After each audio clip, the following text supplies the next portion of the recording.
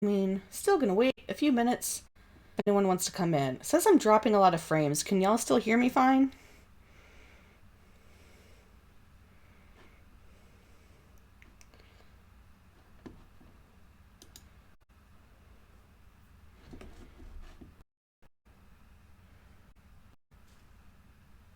Why am I dropping so many frames? I'm not doing anything. Let me close out of some tabs.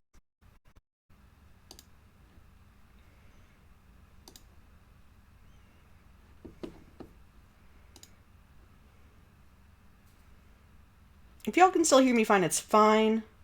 I just don't know if you can if it's dropping. I don't want there to be a stutter or anything. Let me mute my phone.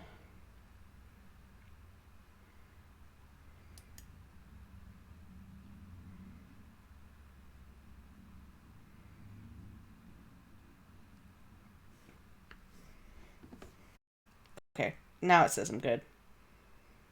Cool.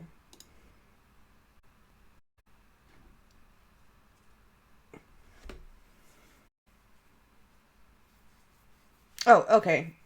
I see your response now, Cal. Oh, this room is echoey. I need to get some clothes up or something in it.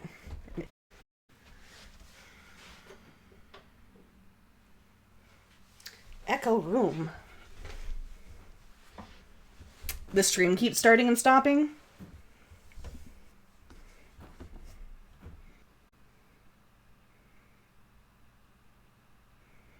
Okay. Tell me how it is. Tell me if it sounds echoey to you, because it sounds echoey to me. But I mean, the room does. I'm not listening to the stream.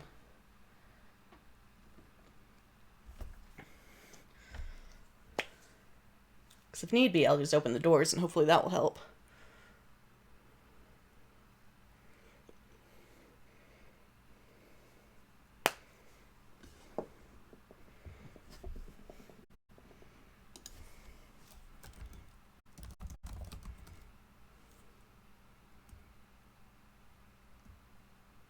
Okay, audio's fine, but the actual visual isn't. Thankfully, the visual the visual isn't like the biggest part of this since I'm just reading my fic. And it'd be nice to read along, but it's not like I just don't know why. Here, let me see if there's something else I can X out of.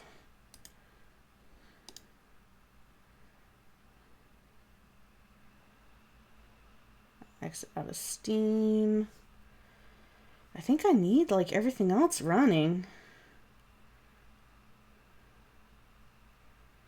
I don't know what's taking up so much power.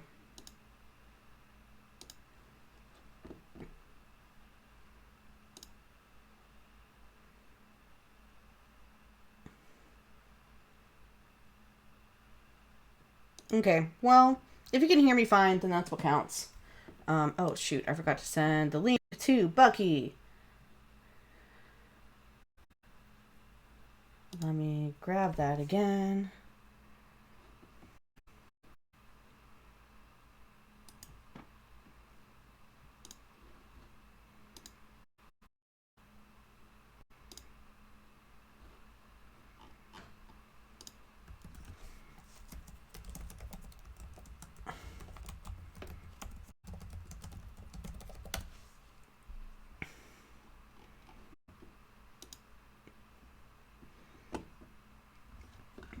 Okay.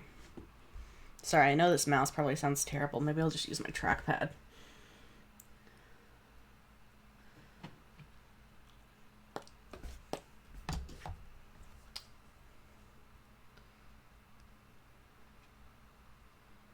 Okay, just gonna give it another. We're almost hitting 5 minutes, but get another minute or so. Just to make sure everyone who wants to be in is in.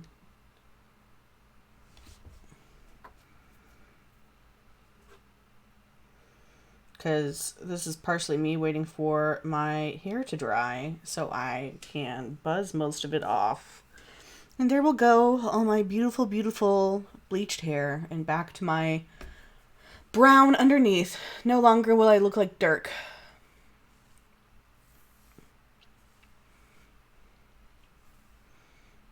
Unless you had Canon Dirk with brown hair. I used to have blonde hair. It just grew darker over the years. This is your very exciting Jack's hair facts.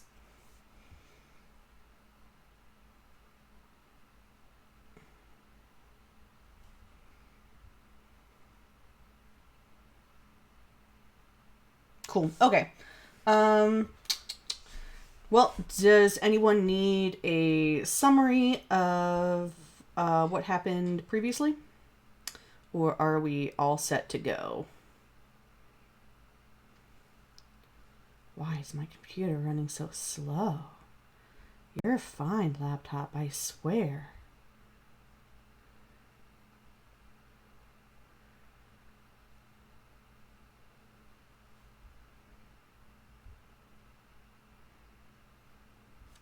We're all good? Cool.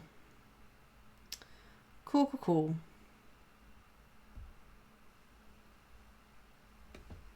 Oh, that's another one from you, Cal, I think. No.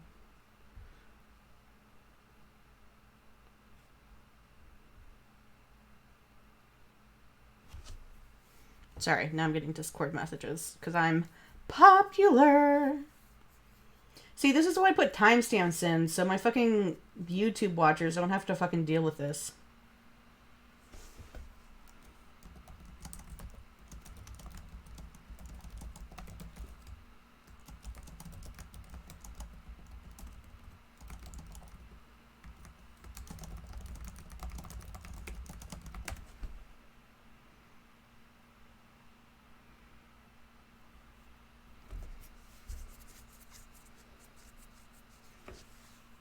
My skin's so itchy. I need to start using lotion after the shower.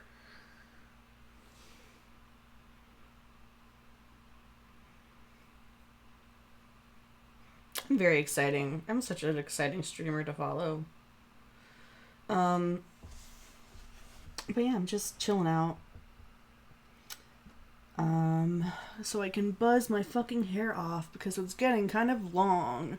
And I work from home until we're told to go back to work, which is probably going to be another month, at least another 2 weeks. So that is perfect time to fucking shave your head. I'm not going to shave it completely, probably. It depends on how much I mess up trying to do what I want to do with it. More Jack's hair facts.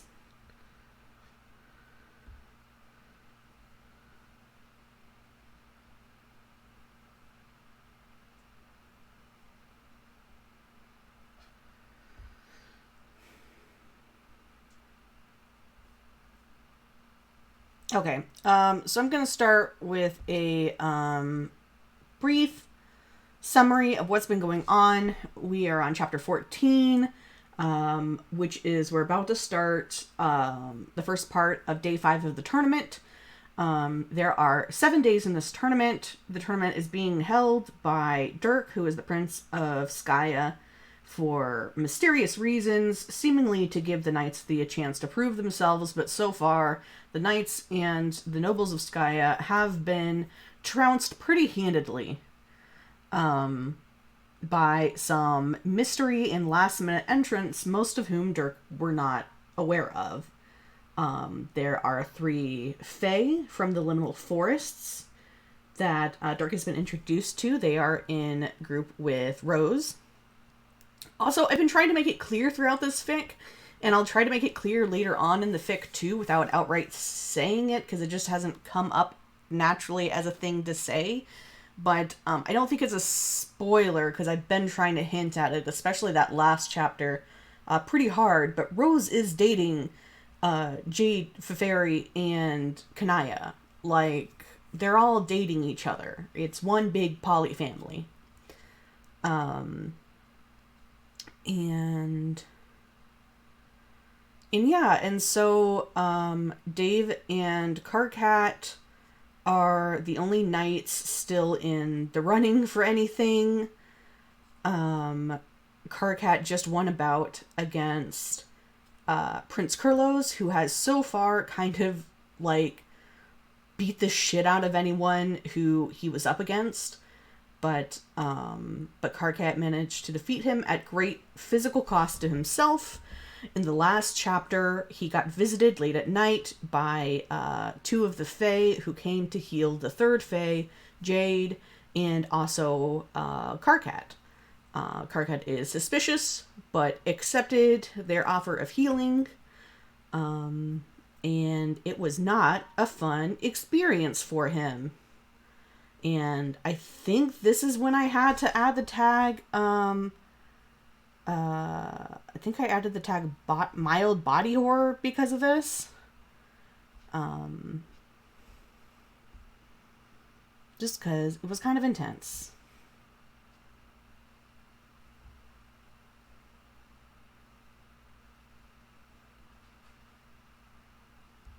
Oh, hey, Bucky's here now. Bucky, I was just recapping everything. I don't know if you heard any of that because I just thought to look at my phone.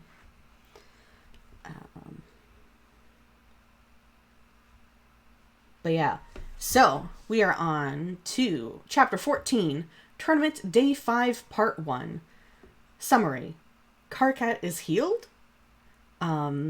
Which, this would be more interesting, you know, for the last chapter summary was Karkat is healed, period. So now it's Karkat is healed, question mark. Because I'm good at writing things. Oh, Lee, hey. Yeah, cool. So you got my my summary shit. So yeah, I think you've been keeping up with it, so you kind of know what's going on a bit better. So sweet shit. So yeah, chapter 14, tournament day 5, part 1. Karkat is healed. Notes. Any questions or comments about the fic that you don't want to put below, hit me up on my Curious Cat or Twitter. Please talk to me. Please talk to me. God, I'm so alone. Please talk to me, someone. Oh God, oh God. Morning, sleepy ass. Sorry, that's not... I was just reading in my narrator voice. Morning, sleepy ass. A voice said, breaking through the grogginess weighing on Karkat as he struggled to open his eyes. Dave? He asked. Dave chuckled. Yeah, who else, man? I thought...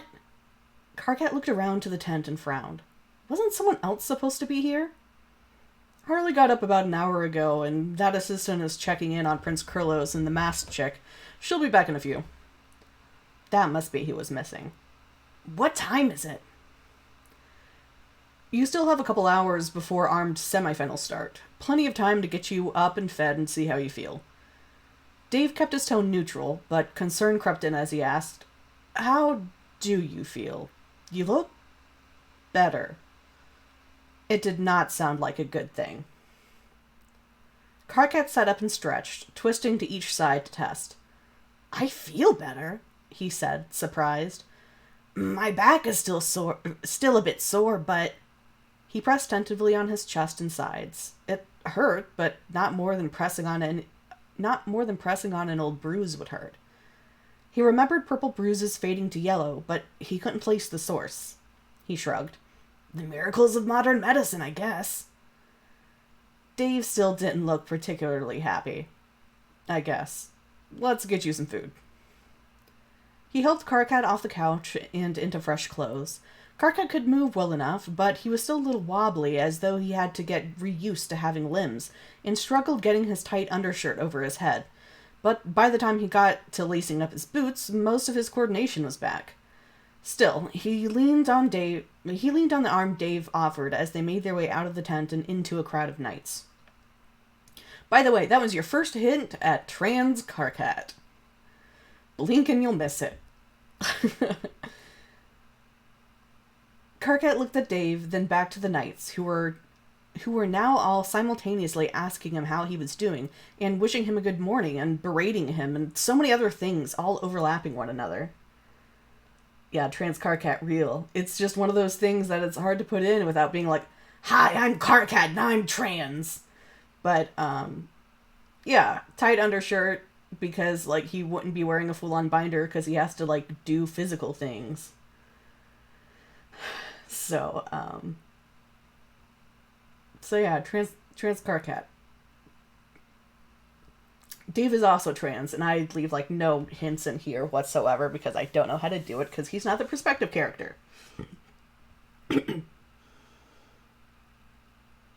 Yeah. No, in the latest chapter, I definitely hit that home a little bit more to kind of be like, Karkat's trans. Don't you forget it.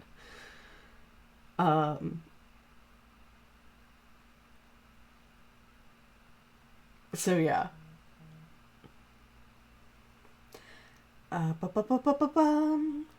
Dave shrugged, smiling. I'm not the only one worried about your fragile ass. How do you feel? One asked. I'm good, I think. I just woke up. How did that cut already scar over?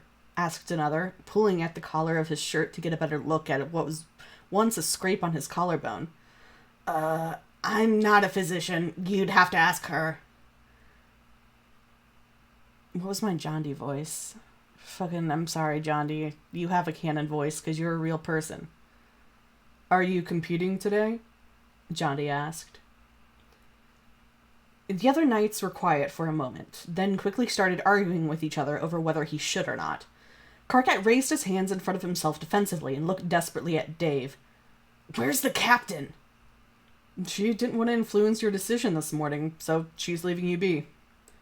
Fat lot of good that did, Karkat grumbled. Okay, then. He took a deep breath and yelled, Shut your fucking shit spewer so I can get a goddamn word in! The knights shut up and looked at him, and Karkat tried not to rub his throat. He was really sore for some reason. Keeping voices straight is terrible, and I have so many fucking characters in this fic, and it's bad. Griffin McElroy is an outlier and should not be counted in keeping voices straight.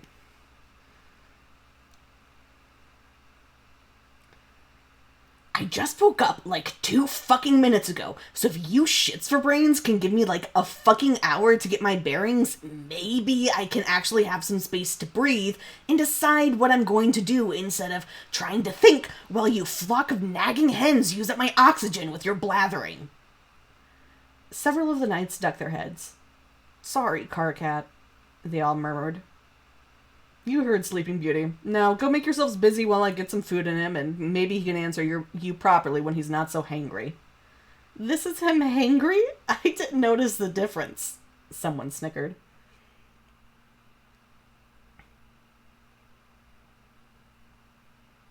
Yeah, Jane is in this fic. I will quickly need a Jane voice. Thank you for reminding me. I will shortly need my Jane voice again. Karkat shot a glare into the crowd, and they all burst into half-suppressed laughter as they parted for Karkat and Dave to make their way through them and to the food booths, a sickly sweet feeling twisting its way in Karkat's chest. Then Karkat realized where Dave was leading him and rolled his eyes as they made a beeline to the pie stall. He may have sucked face with Lord Egbert, but apparently ogling the head of the Bakers Guild wasn't out of the question. But then Dave stopped abruptly, and Karkat quickly saw why. And just where is my basket? Master Crocker was waving a large wooden spoon at one of the only other people mingling in the area while it was still fairly early in the morning. I lost it. In the woods, Prince Diedrich replied. You've lost it in the woods, Crocker repeated. Karkat suddenly remembered the prince's excursion to the woods yesterday and felt the tips of his ears heat up. You'll be compensated, of course. That's hardly the point. Everyone's losing everything these days. Damien lost my good pair of scissors while fixing up a new beaded shawl for Lady Carmia, who was only getting it because she lost the one she had that morning. And someone nicked 6 pies. Are you sure you didn't lose them? If Karkat took his majesty for a person with a sense of humor, he might have thought he was joking just then, but his face was blank as ever. And now you've lost my basket, Crocker continued, ignoring the prince. Dave is bi and does find Dave's mom hot, even though Jane is not Dave's mom, John's mom. Wow. That was a slip. To be fair, it's a slip Dave's made too.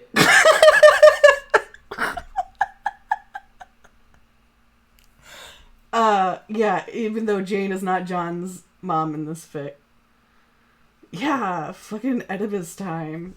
Shit, man. But yes, Dave's bi, and he can ogle both John and Jane, and that's fine.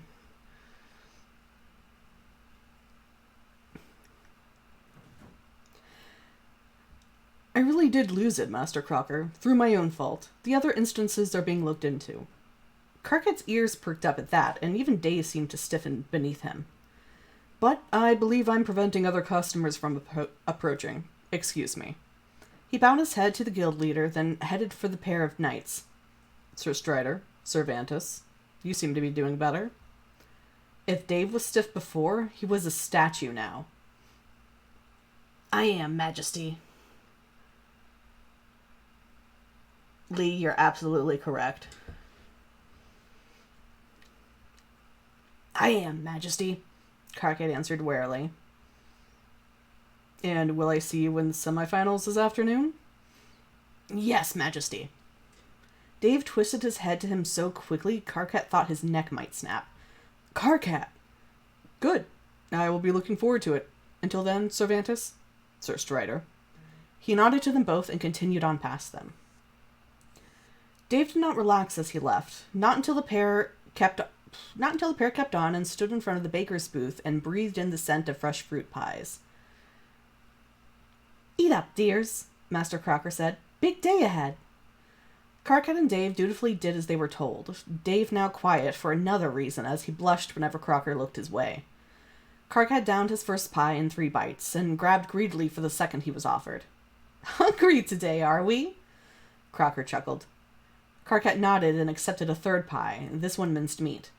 Dude, Dave said, staring at him. Carcat shrugged, suddenly self-conscious, even as he debated asking for a 4th. I'm a growing boy, Dave. What do you want? It's fine, dearie. I hear you had quite the fight, and healing takes a lot of energy, Crocker said as she handed him another pie. But no more after this one. Don't want you getting sick all over the field. Carcat nodded as he ate. 4 pies was probably enough anyway. They thanked Master Crocker for the pies and set off to do a lap around the grounds, Carcat now able to do so without leaning on Dave. What do you think the prince meant about those instances being looked into? Carcat asked. What the fuck did you mean about you definitely competing to Dave? To Dave? Today, Dave shot back. Thought you needed time to think. Carcat looked at him, but he was looking straight ahead. His expression and body language suggested it was a casual question, and that unnerved Carcat. I have thought about it, and I'm fine, Dave. I mean, look at me. Everything's almost completely healed, and I feel good. And isn't that a little fucking convenient? Carcat frowned. Convenient for who? Dave shook his head. Nothing. It's weird, though. Please tell me you know this is weird as balls. Carcat shrugged. It was weird. Carcat felt weird. He wasn't lying today when he said he felt good, but it was so good it was off-putting, like his blood sang in his veins. Now, there was a mental image Carcat could do without. He rubbed his arms reflexively. But Dave was right. He knew Dave was right. He kept getting flashes of something telling him what was going on, but his mind slid over it every time he tried to focus in. I thought you told me to stop with the conspiracy theories. Dave shoved him, but not angrily. Is this what we're doing now? You throwing my words back in my face? Carcat shoved back and smirked. If you keep going against your own advice, sure. Dave sighed and his shoulders slumped in defeat.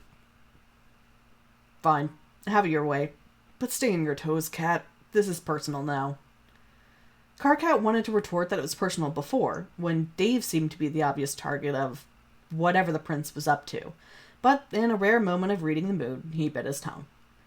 They made their way around the perimeter until the physician's tent was in sight again, the crowd of knights no longer huddled around it. The pair went inside to finish gathering Carcat's things to prepare him for his upcoming match, and was greeted by a shrill, There you are! The physician, her assistant, Harley, and Miriam were huddled in the tent and watched Carcat as he entered. Hi? The physician pursed her lips. You really shouldn't be out of bed with your injuries. Where did you run off to? I was hungry. And he's fine. Looks like your meds did the trick. She quirked an eyebrow at Dave. What do you mean? I didn't... She trailed off as she looked Karkat up and down, then began poking and prodding his previous injuries. How? Miracles of modern medicine, Dave said. She frowned at him. This shouldn't be possible. For Jade Harley, it made some amount of sense. She's a fae. But for you... The physician tapped her chin. Did the presence of the fae somehow increase his healing factor? Harley, would you mind? I'm afraid we must leave, ma'am. Must get prepared for her match. You know how it is, Kanaya interjected. Quite. Maybe after? Kanaya was already tugging Harley out of the tent. Of course, of course. Maybe after. The physician watched them leave despondently. Karkat took that as his cue to leave, too. We best be off, too. Thanks for your help. The physician nodded absently, then turned to talk to her assistant. Well, that's that then. Dave helped Karkat grab his things, and they were off to the grandstand. Waiting outside the entrance to the fighter's room was Miriam. She nodded politely at Dave, then fixed her eyes on Karkat. A word? Karkat and Dave looked at each other in confusion. Sure, Karkat said. I'll see you inside, Dave. Dave hesitated, but left the two alone. Miriam gestured for Karkat to walk... Hey, Vincent, get off the fucking desk. Thank you. Miriam gestured for Karkat to walk with her, and they did, beginning to circle the grandstand. How do you feel? She finally asked, after a few moments of walking in silence. Fine. Why? He asked warily. She paused and studied his face. Karkat, do you remember last night? Something rubbed against his consciousness, but didn't quite break through. I was asleep? What happened last night? Miriam sighed. I was afraid this might happen. What might happen? What are you talking about? She shushed him and walked for another minute in quiet contemplation, then shook her head. I suppose it doesn't matter. You're doing better, and that's what counts. Karkat stared at her in confusion, but she remained silent as they walked. They reached the entrance to the waiting, not eating area, the waiting area again, and Kanaya said, I'll be with Rose, the seer, if you need me. At least for the next few months. Why would I? You'll know if you do. I'll do my best to keep an eye on you besides. She patted his head affectionately. Do take care, Karkat, dear. And I'm glad you're feeling better. With that, she entered the room and headed toward Pixis, and Karkat followed behind over to Dave. What was that about? Dave asked. I have no fucking idea. Just another weird thing happening in this disaster of a festival. Cheers to that. Karkat helped Dave get his armor on and secured, his brow furrowed in what he hoped came across as concentration rather than concern. The elephant in the room was the tall painted royalty who seemed more than recovered from yesterday's fight and ready to face off against Dave. The elephant in the room was Karkat, blacked out, bloody and broken on the field yesterday, having pushed past what felled others in order to win. The elephant in the room was Karkat, double and triple checking each strap, fiddling with joints and gauntlets just a little more than necessary. Karkat, Dave said. Kick his ass, Karkat grunted in reply. Then the trumpet sounded, and the elephant in the room left, the prince following close behind.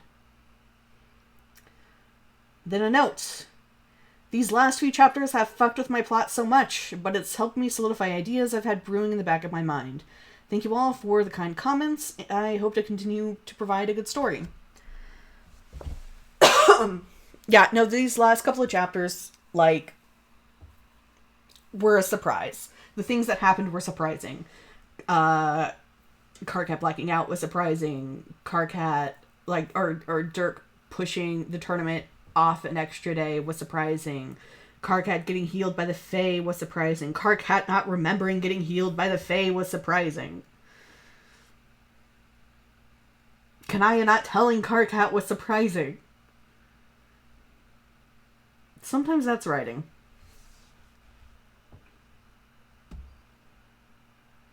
That's why I don't think you should ever, like, have an outline. Like, I think you should have, like, some solid ideas of this will eventually happen, but, like, as getting to, like, the big main points, should be flexible, because shit changes. Yeah, sometimes plot happens to you. Plot definitely happened to me in this fic. That is definitely a thing that can be said.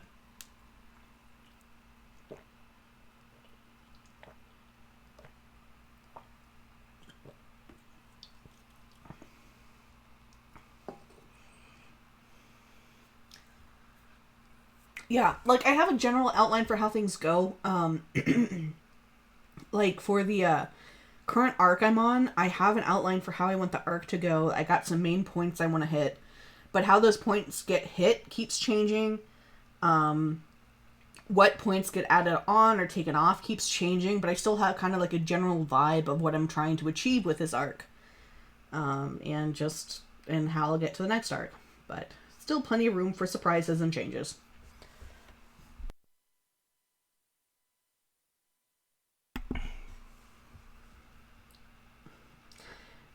Yeah, I used to not outline, but I've just been found it's been really helping me a lot more lately. Especially with this fic, because I have a lot of background shit happening. So I need to keep kind of my goals in mind so I can continue to drop hints for it. Or I have like a timeline so I can like pull shit from the past if I want it to be relevant. And just kind of have like a stable foundation for everything to be on. This is also the first thing I've ever had a map for. I have a map for this thing now. It is definitely a lot more involved than I intended, but having outlines really helped. Like, I have a general outline of what's going on that I have to rewrite because some shit changed. And then I have, like, outlines for each arc. And then I have a timeline that helps me keep track of things, especially, like, where I am in the current arc is going day by day. Even this was going day by day, and it helped to have a timeline of this happened this day, this happened this day, this is going to happen this next day, just to say, like, how many days it's been since whatever and shit. Because sometimes a chapter takes, sometimes a chapter is, like, 3 days, sometimes 3 chapters are 1 day. That's just how it be. Anyway, Chapter 15, Tournament, Day 5, Part 2. Actually, no, there's one more thing I wanted to say about the last chapter. So the elephant in the room bit at the end was also my hint that in the past, and even still a little bit now, Karkat has a thing for Dave, but it's not like a thing, it's just like kind of been there, but it's not really a thing because they're just friends. And they're like really fucking good friends. Like, they're so good of friends that, like, that is one of my 2 relationship tags is Dave and Karkat. But yeah, there's a little bit of a thing. Just not a real thing. Because that happens sometimes. Anyway, Chapter 15, Tournament, Day 5, Part 2, Armed Combat Semifinals, Sir Dave Strider versus Prince Krillus Makara, Sir Karkat Vantis versus Feferi Pexis. Notes. Long time no see. Things sure have been happening in 2020, huh? I'll try to get back to more regular updates, but we'll see how things shake out. Don't worry, I've still been thinking about this fic a lot. I have a lot of plans for what I want to happen, at least until the end of the tournament arc. Thanks for all your support in the meantime. Rose was sitting with him again. Dirk wanted to be suspicious of it, but mostly he was just comforted and hoped that's why she was there. Strider and Kurlos were pacing circles around each other, but Strider was clearly the more tense of the two. Dirk wondered how Kurlos had healed so quickly, but Prospicions and Dursite were odd folk, to say the least, especially with any drop of royal blood in them. His nose didn't seem to have set right, though, and that gave Dirk some amount of satisfaction. Dirk started as Rose clicked her tongue. He's too afraid. He needs to make a move. Dirk hummed in agreement. As though he heard them, Strider darted forward, sword pointed straight ahead like a javelin. As soon as he was in range, Kurlos twisted to the side and swung a club at Strider's shoulder, but the knight ducked into a roll and sprung back up a few feet away. They paced around each other again, their spiral tightening and loosening and tightening again. Dirk wondered if maybe he should have set a time limit on these matches. After a few more moments, Strider dashed forward again, dropping into a roll as soon as he got in range. Carlos was expecting it and slammed a club down next to him, but Strider wasn't there, having instead rolled off to the side again rather than trying to come up next to the prince. In the heartbeat between Carlos slamming his club and lifting it back up when he realized it didn't connect, Strider was at his back. He swung low and brought the prescription to his knees, and in the same fluid movement, brought the sword back up to his throat. Carlos froze in place for a moment, then his face split into a wide grin, and he shook in silent laughter. Strider stood there, sword held, still, and waited. Eventually, Carlos calmed and slammed his head on the ground 3 times, signaling the knight's win. Strider dropped his sword as his victory was announced and moved to help the prince up, but he rose easily and turned to face Strider. Uncertain, Strider held out his hand to shake Carlos's, but Carlos hooked a finger under Strider's chin and tilted it up, looking at him for a long, uncomfortable moment. Then he let the knight's chin drop and patted him on the head and walked off the field. Strider stared after him for a few seconds, then followed behind. Rose snorted. Well, that was anticlimactic. He's smart. He learned from the other matches. Would you prefer he hadn't? Rose shrugged, smirking. I wonder if your Cervantes has done the same. I hope so, for your sake. Rose's voice changed every time I say it. Dirk stayed quiet. I know, Dirk. That's new. Rose put a hand on his arm, and he turned to look at her. He was expecting her usual smugness, another smirk and a quip to set him straight, but instead her brow was slightly creased and her lips quirked down, and that worried him. I know why it has to be him. The girls figured it out. It's not going to work. Dirk's heart twisted, but he remained impassive. Did you see that? She shook her head. I don't have to in order to know this. If you haven't seen it, then you don't really know. And if you had, well, we both know that can be wrong. Rose looked hurt, and Dirk turned away before he could feel guilty. I have to try, he said. Rose squeezed his arm. I know. Karkat was still staring at the empty battlefield when Peixus walked up to him. Glad to see you're feeling better, Karkat. He wrinkled at the casual use of his first name, but when he turned to berate her, he paused. She had dark circles under her eyes, and her smile seemed genuine, if tired. He wondered if this had anything to do with whatever apparently happened last night. Yeah, thanks, he finally said. She sighed. Don't mention it. Ready? She gestured to the waiting announcer. Karkat nodded and followed her out. They took their places opposite each other as their match was announced. Peixus was twirling her polearm from one hand to the next, while Karkat was braced in a crouch, falchion at the ready. The trumpet sounded, and the two launched at each other. Karkat swiped at the Fae's shoulders, but she ducked under his blade and swept her polearm at his ankles. He barely managed to skip over it and tumble into a roll behind her, but she was back at him in a second, jabbing her weapon at him, which he had to twist side to side to escape. Finally, he swatted at it with his sword, catching it against the hilt and twisting it harshly away from him, and he was able to scramble to his feet. Karkat wanted to put distance between himself and Peixus, but he knew he could only get the advantage at short range. Karkat swung out while the Fae was still righting herself, clipping her hip and making her stagger forward. She stuck out her polearm for balance like a walking stick, then she struck out with the bottom half to the back of Karkat's knees. He had been expecting another blow, though, so he didn't buckle, and instead used that time to slice at her back, pushing her further into her motion than she was prepared for. Peixus fell forward. She tried to twist as she fell, to aim her polearm at Karkat as she hit the ground, but the knight knocked it away with his falchion and moved it back to point at the base of her throat by the time she hit the ground. The Fae stared at him for a beat, then called out her yield. Maybe I did too good of a job, she murmured as Karkat helped her off the ground. What was that? Karkat asked. Nothing. Just try not to lose in your next matches. That would be quite embarrassing for me. Sure thing. Karkat wasn't sure what to make of the whole exchange, but before he could think much on it, he was distracted. He had glanced up at the prince's booth, as he did so often without realizing now, and saw His Majesty speaking with one of the hired guards. He nodded a few times, then followed her down the stairs. The seer was also in the booth and waved when she caught him staring. Karkat just jerked his head away and continued out of the stadium. Dave wasn't waiting for him when he exited, which Karkat figured was due to a certain noble stealing his attention. He needed to remember to tease him about that later. For now, he was grateful for it.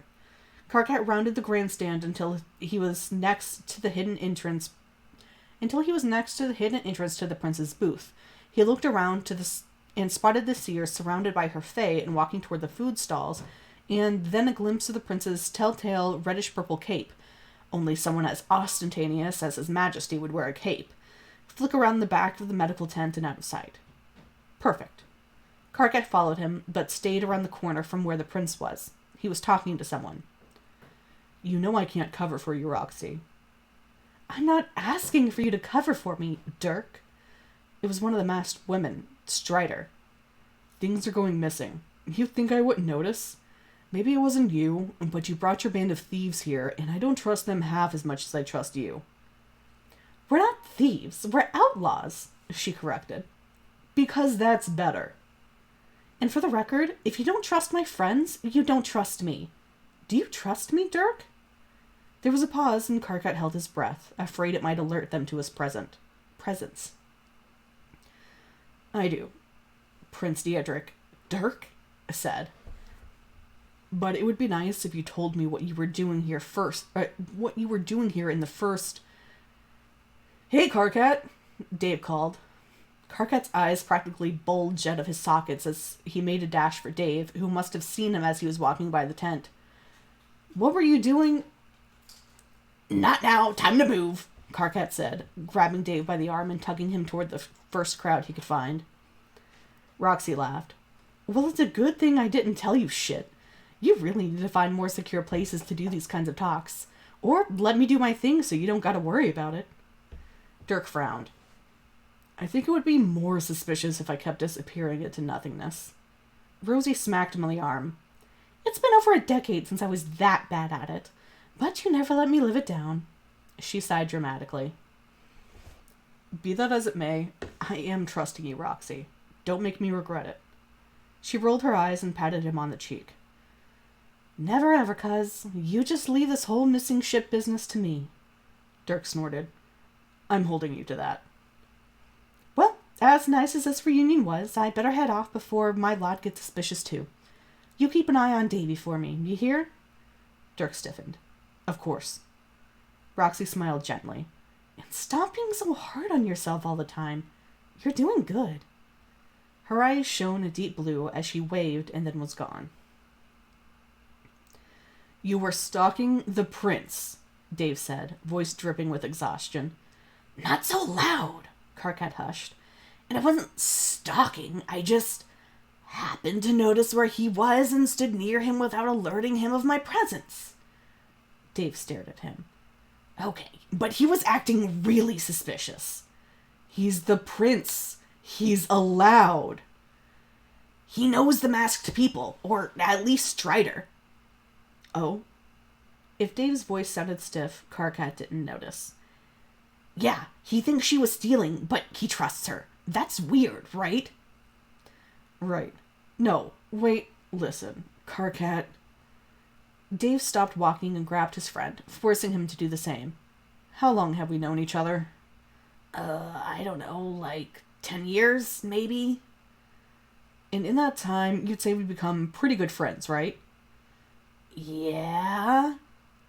And in that time of us being pretty good friends, have I asked you for many favors?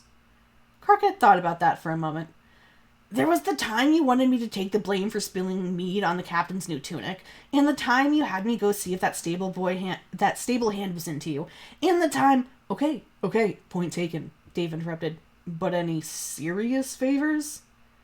I'd call taking the wrath of the captain... I'd call taking on the wrath of Captain Latula pretty serious. Karkat. Dave. My point is, this is a friend favor I'm calling in. Drop this. Drop whatever your obsession with the prince is. Drop whatever mystery you're trying to unravel with Roxy is. If any other weird shit happens during this tournament, just leave it alone, okay? Karkat looked into Dave's eyes, deep red to bright. This was important to him. Karkat felt that age-old tug in his gut and blinked first, missing Dave's split-second look of shock in the glow of rust blood red splatter reflected on his irises. "I'll drop it," he said. "Promise." Dave sighed, tension draining from his features. "Thanks, man. Now, let's get you fed before your next fight." Karkat's stomach growled in response, and the pair laughed as they headed over to the food stalls, arms draped over each other's shoulders.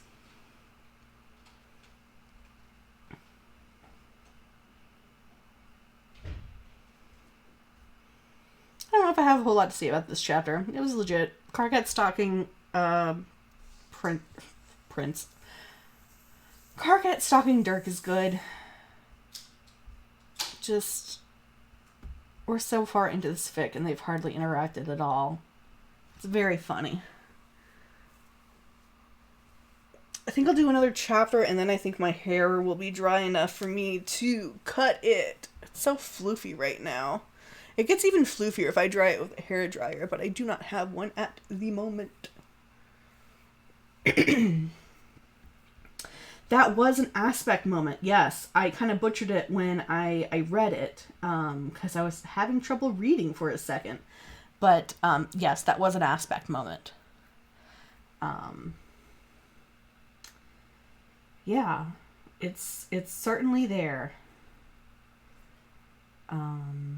Blood aspect is hard, I think, personally. But yeah. I don't think it's spoilers for me to say that I see it as kind of, like, his promise with Dave is, like, it's half a sign of their connection in the sense of, like, Persona, that time where you level up friendship with someone and that scene happens where it's, like, this person will now die for you on the field of battle, type shit. And, half, like, the unbreakable, vow or whatever it's called from Harry Potter, you know? So that's kind of how I see it.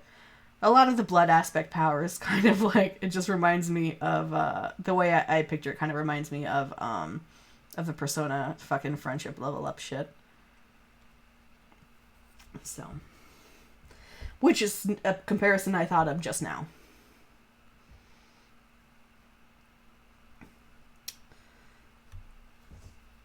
Chapter 16, Tournament Day 5, Part 3. Unarmed Combat. Dave, Karkat, Jake, and Jade. Horse Race. Equius, John, Dave, Tavros, Jake, Rufio, Feferi, Nepeta, and Jade.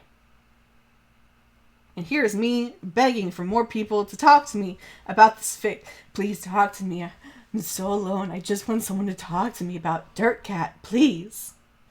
Is what that note says, basically. Now I have to remember, get another voice. "Hey, Deirdre!" a voice called. Deirdre stopped and turned to Wade as Prince Aridin and Kurlos approached. "You're a hard man to keep track of. I was thinking maybe the freaks or the thieves really did get you." "Not yet," Prince Deirdre replied, smiling lightly. "How can I help you? Or were you wanting to join me to watch Kurlos' knight's upcoming fight?" Aridin snorted. "Gods no. We're heading out. Thoroughly beaten, which I'm sure is making you jump for joy." Deirdre looked to Kurlos, who nodded. "Leaving? Back to the Confederation already? Without your knights?" Kurlos shrugged, then signed a few quick statements. "They're big boys. They can take care of themselves. Besides, we know why English really wanted to come," Aridin translated. Deirdre stiffened. "Oh?" "You're not as fucking sneaky as you like to think, Hal," Aridin said, laughing and nudging the Skyen Prince with his elbow. And here is my art of that happening.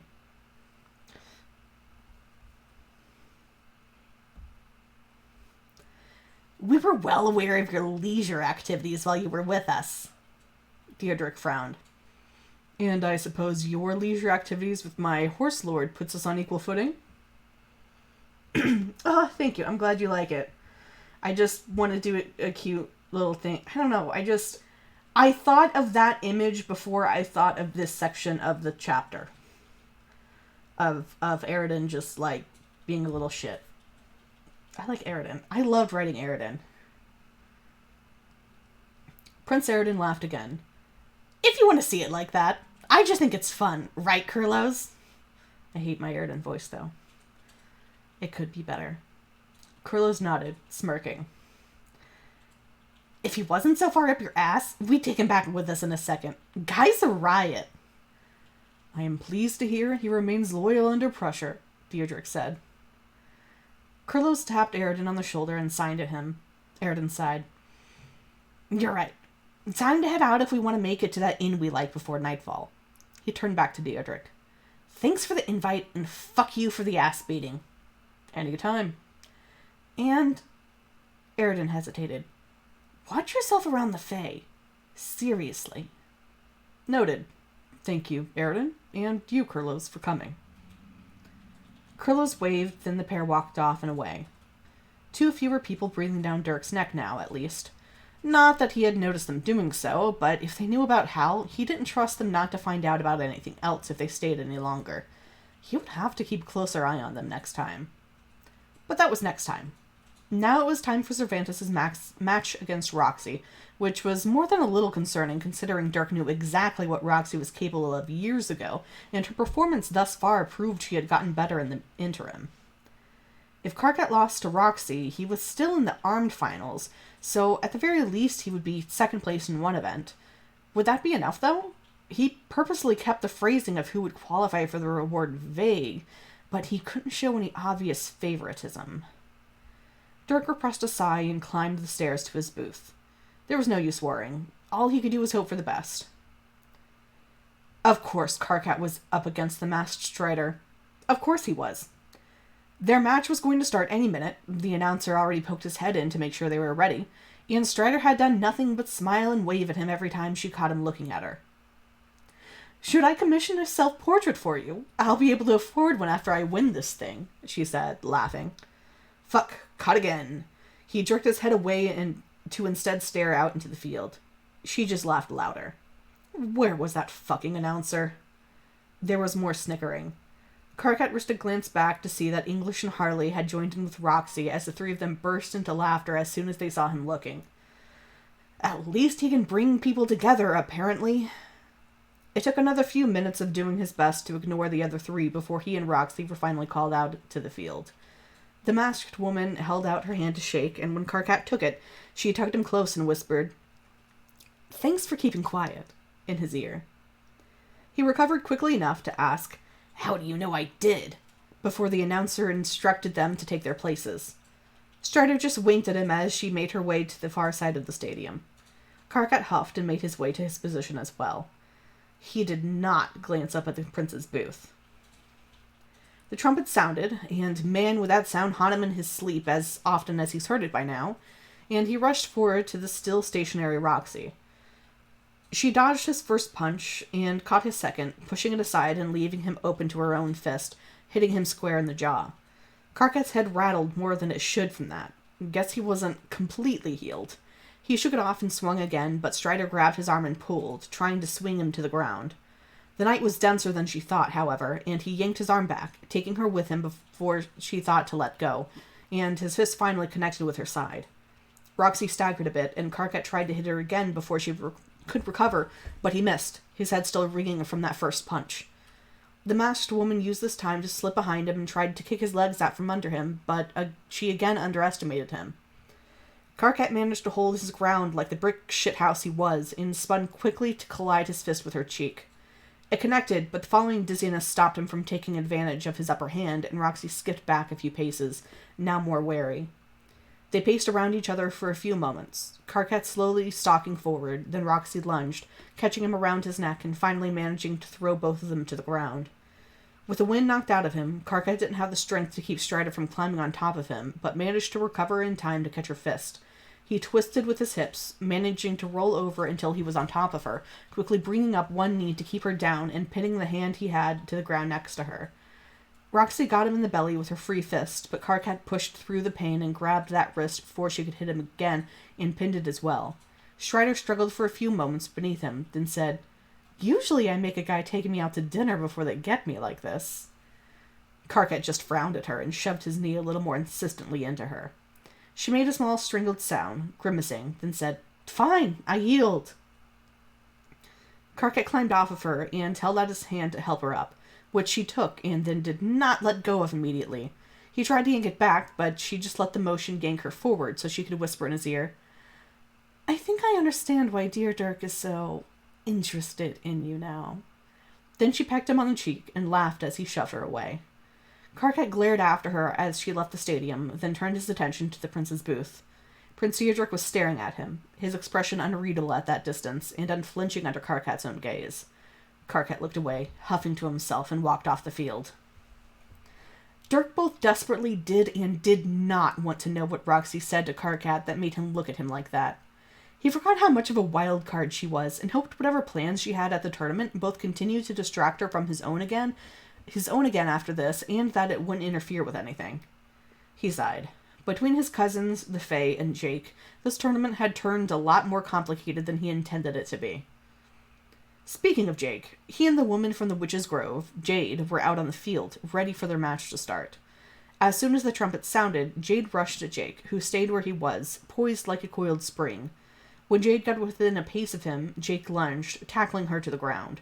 She slipped out from under him easily and jumped on his back before he could get up, literally 2 feet coming down hard, then off and back a few paces.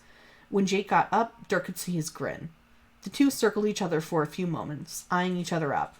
Jade dashed forward and delivered a fist to Jake's stomach, faster than he could react, and he stumbled back before throwing out a punch of his own, catching her in the jaw. She didn't even flinch before swinging her leg into him, slamming it into his side, but he grabbed it and used it to toss her a few feet away. She didn't stay down long, rising, clutching her side before running forward and stabbing her elbow into his gut. It was Jake's turn to clutch his middle, and Jade used the opportunity to kick him again. He didn't catch her leg this time, but he did trade it with his own blow to her gut. She grabbed his arm this time and sidestepped behind him, taking his arm with her and wrenching it painfully behind his back. Jake grimaced for a moment, then pushed backward off the ground with his feet and onto it with his back, taking Jade, who was still behind him, with him. He landed on her hard. Neither of them moved for a breath. Then Jake shook his head and rolled off Jade, then quickly pinned her to the ground with one hand before she could move. But she didn't try to get up. Obviously winded, she laid still for a moment, then hit the ground 3 times, signaling her yield. Jake helped her up and kept her upright as his victory was announced, and he led her out and to the waiting physician. That meant it was Jake versus Karkat for the finals. Dirk couldn't help but look forward to it. Most of the finals had been moved to the following day, but Karkat discovered the horse race was still set to take place that day, shortly after the unarmed bouts were done. Apparently, English had won, and Karkat wasn't sure how relieved he should feel about that. He was with Dave as his friend readied his horse, as he had been on the first day this insane tournament had started. If he was being honest, Karkat had almost forgotten about the race entirely, even though the tournament had just started a few days prior. He was so interested in seeing how things would work out here, since how you were in the match, whether combat or archery, didn't really reflect how you would do on a horse, and Karkat hadn't even been around to watch all the races so far.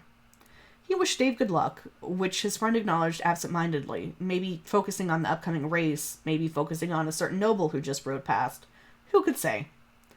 Then Karkat took a seat in the stands and did his best not to glance up to where the prince was watching from. As soon as everyone lined up, the announcer read off the list of participants. Lord Equius the Hawk and John Egbert, Knights Dave Strider, Tavros Nitram, and Jake English, Rufio and Vagador, Theri Pixis, Nepeta Lejean, and Jade Harley.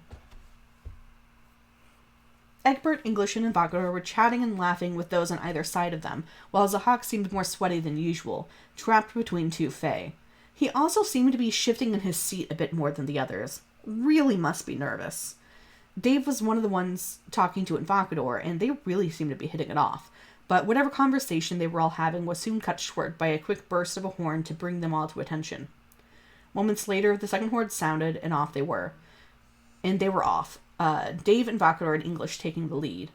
The two Fae and Lejean seemed to be having trouble getting their horses to stay in line. The three of them seeming spooked. Lejean made more headway, though she was still toward the back. Zahak and Egbert had started off further behind, but both were quickly gaining, cutting corners more tightly than the others seemed to trust their horses to do. English must have seen them gaining ground because he tried to risk much the same, but his horse had other ideas and stuttered to a halt. By the time English was able to get his horse to start moving again, Zahak, Egbert, and even Nitram had made it past. Peixus was also gaining on him, having pushed past Harley and Lejean. Now in the lead were Dave, Egbert, and Zahak, but Karkat could tell Dave wasn't going to make it in first. They were still in the final leg of the race. Wow, I can't read. Okay, Bucky. Sorry, I just now noticed that. They were in the final leg of the race, and Zahak and Egbert were still gaining ground. Sure enough, another curve, and they had both passed him. Now it was between those two. They were neck and neck, as they had been most of the race, but Zahak leaned further onto his horse, seemingly urging it on, and he pressed forward. Whatever he did, it was enough. Zahak came through first in line. Zahak came through the finish line first, followed quickly by Egbert, then Dave a few seconds later. Shortly behind him was Invocador, then Nitram, then Peixus, having managed to slip her way in front of English, who came in right behind her, which left Lejean, then a very unhappy-looking Harley to bring up the rear. Karkat wanted to go up to congratulate Dave, but his friend was caught up in talking with Egbert at the finish line, both laughing. Dave blushing so much Karkat could see it from where he was at, and, well, Karkat didn't want to be a third wheel. Rather than wait up for him, he made a pit stop at the baker's booth to grab a few rolls, then headed back to the barracks to rest. It had been a long fucking day. Notes. No, I don't know anything about horse races or horses in general. I hope I got the spirit of things, though. Thanks for reading and commenting and kudoing. Next up, the final day of the tournament, minus the day of partying. I am so excited. Still very excited. It's a very good ending. So I didn't... Until I wrote the chapter, I didn't realize I was going to have the horse race in this chapter. Because that's just how things go. Because I couldn't figure out if I still wanted it on the finals day or not. But there's enough happening in the finals day that I think it was good to have it here. So yeah, I'm not going to start on the next one. I'm just going to tab over to the next chapter. Because the next couple of chapters will end this fucking tournament. So that's very exciting. So yeah, that is all I have. Just a kind of, well, I guess it's not a short stream. It's been about an hour. That's a good stream time. So I will see you guys later. Bucky, sorry I'm probably leaving before you get back, but I mean, we were basically at the end anyway, so it's chill. I can catch you up on Discord if needed. If you hear this. But anyway, thank you guys for joining me. I'm so happy that so many of you joined up to see my Dirtcat fic. If you have any questions, you can like shout it out here real quick. Or you can hit me up on Twitter, or on Discord, or on Curious Cat, or fucking wherever. Fucking just, it's fine if you want to talk about shit. Yeah, I don't know if I'll stream again tomorrow. It kind of feels, it depends on how I'm feeling. I'm also getting really close to getting caught up where I am writing, so I probably don't need to do too many more streams too often. I just really felt like doing it because I like the sound of my own voice. Thank you, Wash. Alt Universe Wash. I'm just going to call you Wash.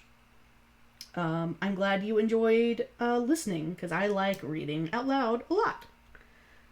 But yeah, I'll see you guys when I see you guys. Again, these will all be available on my YouTube, which I link on my Twitter. So you can check it out there. See you guys later, I always say before I am actually ready to end the stream. Bye!